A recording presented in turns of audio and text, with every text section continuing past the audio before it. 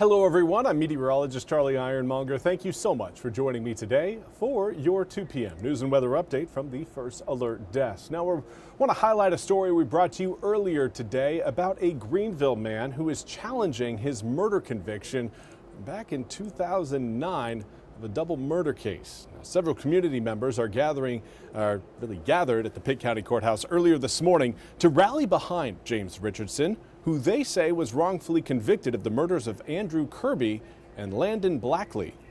Prosecutors charged Richardson with the killing of the two men in a drive-by shooting outside of a bar called The Other Place, and he was found guilty in 2011.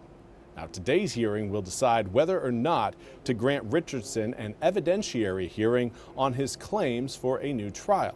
The courtroom is full of spectators earlier today, as again, many wanted to see how this case played out. The Southern Coalition for Social Justice was representing Richardson, alleging that his conviction was the result of a flawed investigation, prosecutorial misconduct, questionable eyewitness testimony, suppressed evidence, and racial bias. Richardson has garnered support calling for a new trial over the years, with many attending the hearing, including Darren Carmen, a pastor who was exonerated and pardoned by former Governor Roy Cooper and had successfully sued the town of Winterville for wrongful arrest. Last week, the Social Coalition for Social Justice hosted a film screening that detailed Richardson's case and the community that has rallied around his pursuit of justice.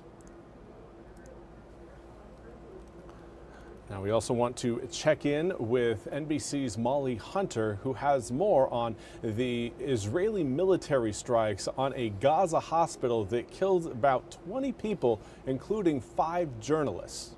Here she is with more. International outrage is growing today, and the pressure on the Israeli government and the Israeli military to explain themselves is getting even louder. Yesterday, there were 2 deadly Israeli strikes on Nasser Hospital. It is the only functioning hospital in the south of the Gaza Strip. It's also a place where journalists gather because of the stories, of course, at the hospital, but also because of the resources, because this hospital still has some generators in place, and it also has access to Wi-Fi. So there was a place on a staircase on the side of a building in the Nasser Medical Complex that allowed journalists to connect to Wi-Fi, to upload videos and photos and beam their reporting out to the rest of the world. There were 7 minutes in between the 2 strikes. The first strike hit just after 10 a.m. And in those 7 minutes, other journalists, other medical personnel, first responders rushed to the scene to help, to continue to report on the scene. And then the second strike hit. Among those killed, and I just want to read these names: Hossam Al-Masri, a cameraman for Reuters; Miriam Abdaka, a photographer with the AP who leaves behind a 13-year-old son; Mohammed Salama with Al Jazeera; and freelancers Moaz Abu Taha and Ahmed Abu Aziz. In a statement, the Israeli military confirmed the strike in the area of the Nasser hospital. They said they were launching an investigation. Meanwhile, Israeli Prime Minister Benjamin Netanyahu called the attacks a tragic mishap. But the outrage is growing, not just among journalists and international and European governments, but the Associated Press and Reuters have already penned a very strong letter to Israeli authorities demanding answers over these Israeli strikes that killed their journalists yesterday. Molly Hunter, NBC News, Jerusalem. Thank you very much, Molly, for that report. We now turn to your weather forecast, where, again, everything is feeling like September is already here, even though we've got a few more days left in the month of August. Or if you want to go by the meteorological season calendar, we really only have a couple more days left of meteorological summer. Meteorological fall starts on Labor Day, September 1st, and we may actually feel like it truly is. You know, the start of meteorological fall. That's usually not the case here in eastern North Carolina. But do want to highlight, we've got cloud cover across Morehead City. A lot of those clouds, though, low-level clouds, not producing much of any sort of rain. The green you're seeing on your screen is the radar actually picking up the bottoms of those low-level clouds, showing, again, that there might be some light drops coming out. I'm not buying it. Again, not really looking at a great opportunity for rain, mostly because our atmosphere is in the process of drying out. Current air temperatures right now reading in the upper 70s to low 80s. Probably not going to be getting too much warmer than where we're at right now. Dew points, though, in the 50s and the 60s. The lower those dew points get, the less moisture there is in the air, the lower your humidity is. So again, with a falling humidity, we also see falling rain chances. We're not going to have the same opportunities for rain with a drier air mass. And over the past 24 hours, just about all of eastern North Carolina has seen those dew points come down by a noticeable margin. Now, a lot of that has to do with the northerly winds that are present across the east right now, coming in at about 5 to 10 miles an hour. So through the rest of the afternoon, highs again holding in the low 80s throughout eastern North Carolina. Some of us may actually stay in the upper 70s. Overnight tonight, a little bit more cloud cover will try to roll by before midnight, but it should be a fairly clean pass. Not really looking at anything major. There is some of those clouds sitting further back towards I-95 as we head towards 9 o'clock, perhaps maybe seeing a few stray showers around the sounds. But certainly nothing that should impact anybody's plans for this evening. Really light stuff around the Pamlico Sound later on this evening. Coming up for tomorrow morning, starting out mostly sunny, and then we will stay mostly sunny through the day. A slight chance of, again, perhaps maybe a coastal shower or two. I'm not putting much stock into that, giving it about maybe a 10 to 20% chance at best for those areas, but most of eastern North Carolina, again, will be staying dry thanks to a high pressure system located just up to our northwest.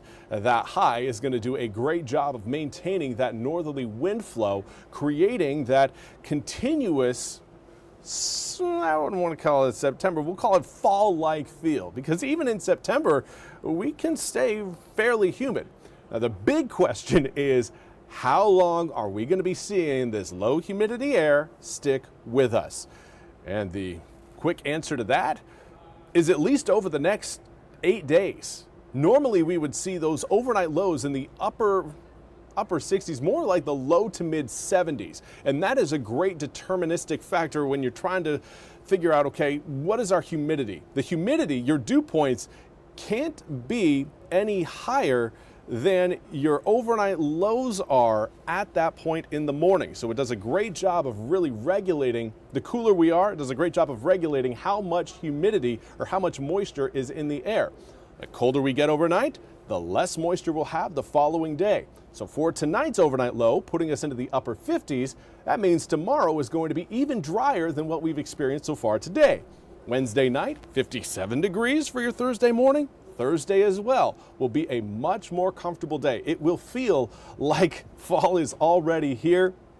Of course, you do see those overnight lows jumping up to around 63, 64 degrees for your Thursday night, Friday night, Saturday night, and Sunday night. Yeah, you may feel that humidity try to make a comeback. It also, again, coincides with a slightly higher chance of rain, but certainly not looking at any sort of a washout, because even with those dew points in the mid to low 60s, that's still a very dry atmosphere for what we would normally see here in eastern North Carolina at the end of August. Now, coming up at the tail end of next week, yeah, we might be dealing with a little bit more heat, but still I'm anticipating average to below average temperatures even as we head towards day 9, 10, and 11 on that 8-day forecast. You just kind of tack those on. I still think we'll slowly start to see air temperatures rise, but should stay below that 90-degree threshold. That's all we have time for today's 2 p.m. news and weather update. We'll be back coming up at the top of the hour with more news and weather. Until then, I hope you all have a wonderful rest of your Tuesday. We'll see you back here in just a bit.